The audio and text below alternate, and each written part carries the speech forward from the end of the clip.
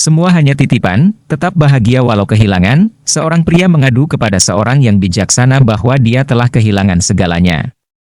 Api menghancurkan rumahnya, dan semua barangnya hilang. Hatinya merasa hancur. Orang bijaksana tersebut mendengarkan dengan sabar, lalu berkata, "Kamu berduka atas hal-hal yang tidak pernah benar-benar menjadi milikmu."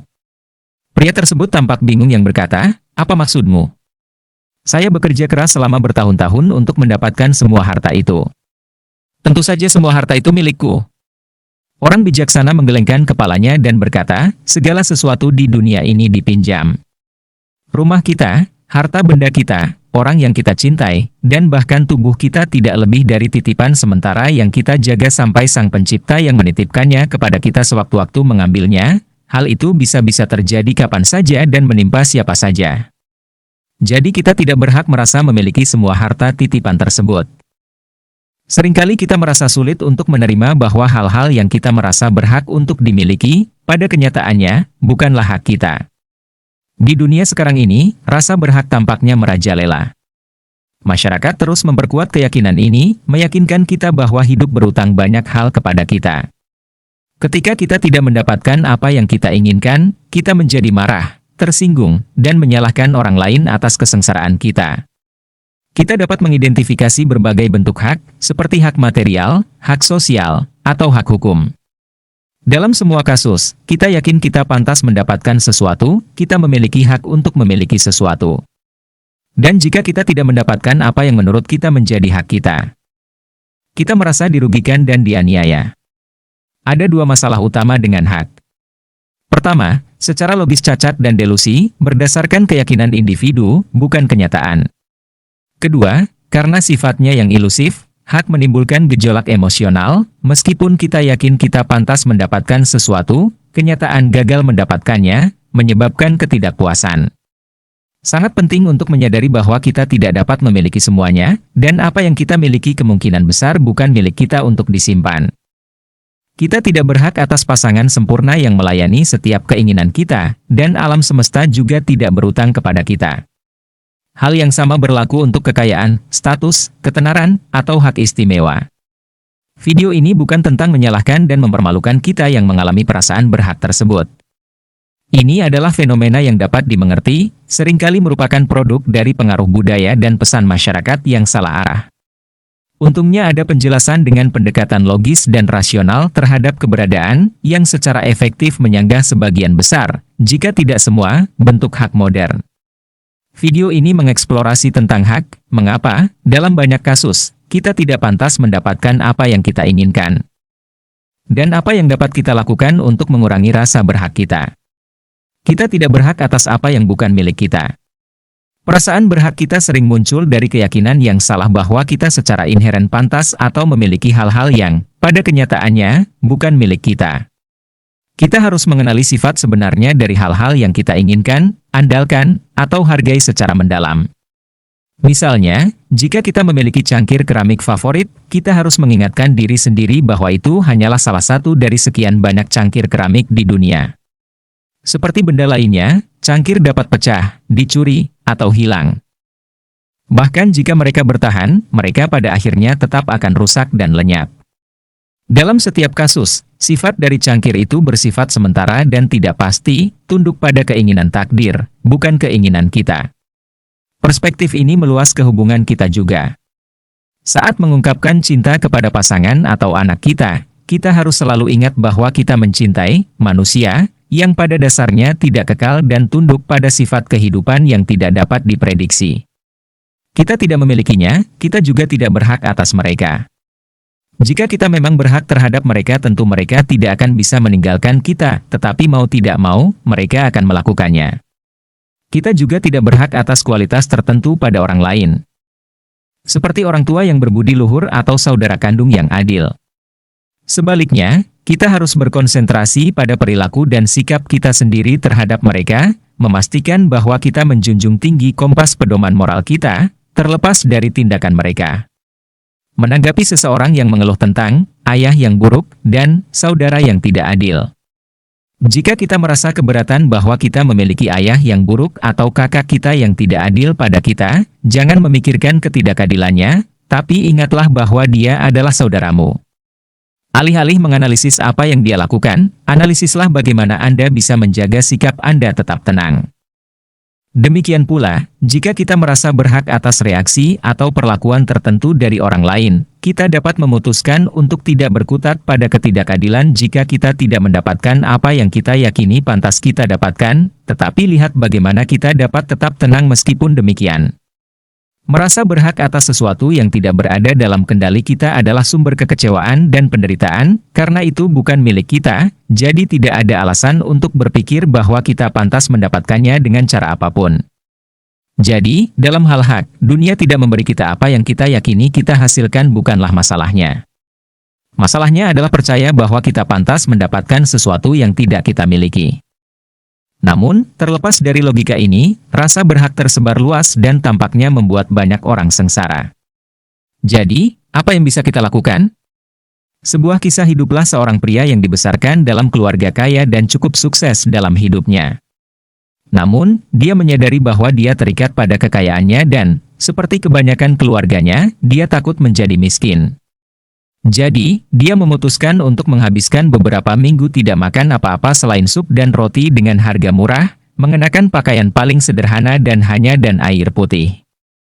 Meskipun pada awalnya dia takut dengan pilihannya, dia dengan cepat beradaptasi dengan gaya hidup barunya dan menemukan bahwa itu tidak buruk sama sekali. Nyatanya, dia merasa cukup senang hidup dalam kesederhanaan seperti itu, jadi dia bertanya pada dirinya sendiri, apakah ini yang dulu saya takuti? Kisah ini mengajarkan kita bahwa melepaskan hal-hal yang tidak bergantung pada kita adalah cara ampuh untuk meningkatkan kebahagiaan kita. Ketika kita berpegang teguh pada harta benda, status sosial, atau faktor eksternal lainnya, kita membuat diri kita rentan terhadap keinginan keberuntungan. Kebahagiaan kita menjadi tergantung pada terpenuhinya keinginan dan harapan kita. Seperti halnya seorang pria dalam kisah tersebut, untuk sementara melepaskan diri dari kekayaannya mengurangi rasa takutnya menjadi miskin dan membuatnya tidak terlalu bergantung pada kekayaannya. Lalu, apa hubungannya dengan hak? Karena merasa berhak didasarkan pada keinginan dan kebencian, itu melahirkan ketidakpuasan, karena kebahagiaan kita bergantung pada menerima apa yang kita yakini pantas kita terima, atau menghindari apa yang menurut kita tidak pantas kita terima. Misalnya, jika kita bersikeras untuk diperlakukan dengan baik oleh semua orang yang kita temui, kita akan kecewa. Jika orang benar-benar memperlakukan kita seperti yang kita inginkan, kita puas.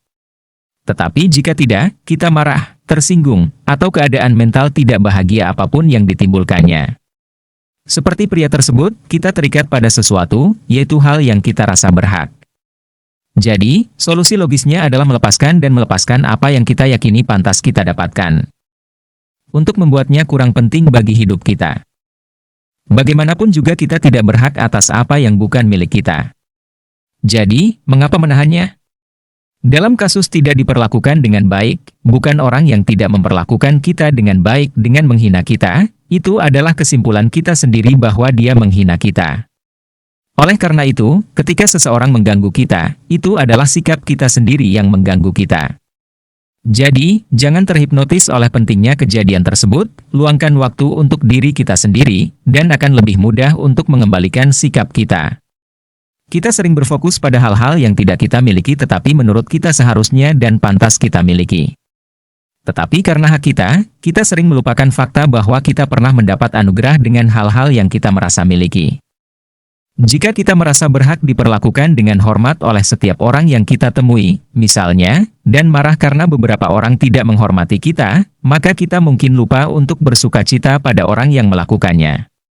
Atau jika kita merasa berhak memiliki pasangan yang sempurna tetapi sedih karena kita tidak dapat menemukan mereka, maka kita mungkin tidak menghargai orang yang sebenarnya menyukai kita.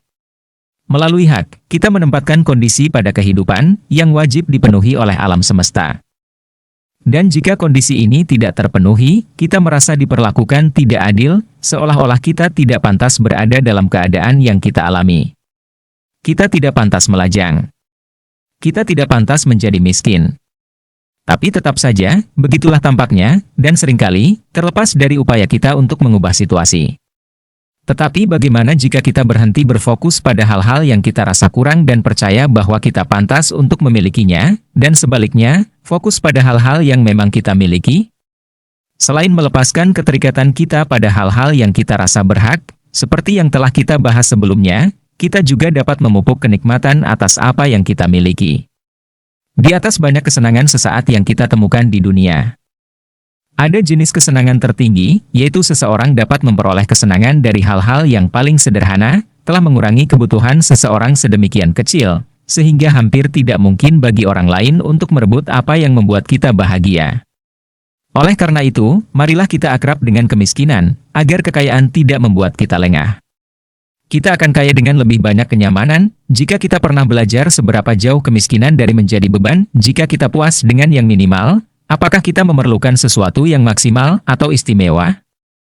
Perasaan keterkaitan ini pada dasarnya bertentangan dengan hak, karena hak berakar pada keyakinan bahwa kita pantas mendapatkan perlakuan atau hak istimewa yang dapat menyebabkan pengabaian terhadap kebutuhan dan perasaan orang lain. Ketika kita hanya berfokus pada diri kita sendiri dan keinginan kita menciptakan perpecahan dan konflik, merusak keharmonisan di dalam lingkungan kita. Merenungkan keterkaitan kita dapat membantu mengurangi hak dengan mengalihkan fokus kita dari kebutuhan dan keinginan pribadi kita ke kebaikan yang lebih besar.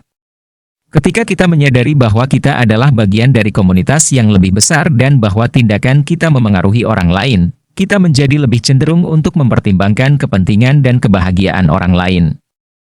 Kita semua adalah anggota dari satu tubuh yang besar. Ketika kita mempertimbangkan hubungan kita dengan orang lain dengan cara ini, menjadi jelas hak itu mirip dengan satu anggota tubuh yang menuntut lebih banyak sumber daya daripada yang sudah diberikan, mengganggu keseimbangan dan kesejahteraan keseluruhan.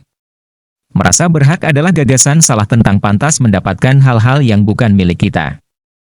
Tetapi untuk menemukan kepuasan dalam dunia yang cepat berlalu dan selalu berubah ini, berpegang teguh pada hal-hal yang mungkin tidak akan pernah kita miliki atau dapat diambil dalam sekejap, mungkin bukan pilihan yang paling cerdas. Sebaliknya, dengan menerima apa yang kita miliki dan mendapatkan kesenangan dari tidak membutuhkan apa yang oleh banyak orang diklaim sebagai haknya, maka kita dapat mencapai kebahagiaan sejati.